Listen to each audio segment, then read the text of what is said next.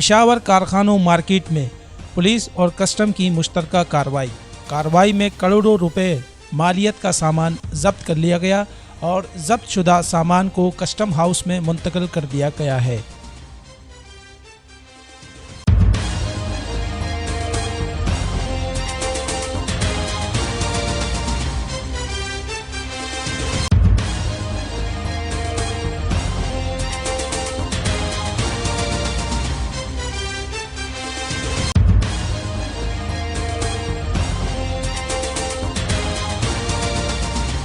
तिजारत न्यूज़ को YouTube पर सब्सक्राइब और लाइक कीजिए।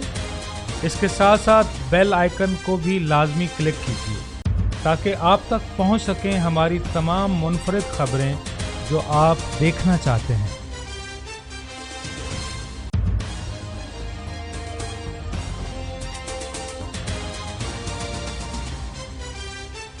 आप देख रहे हैं तिजारत न्यूज़, बेहतर अपना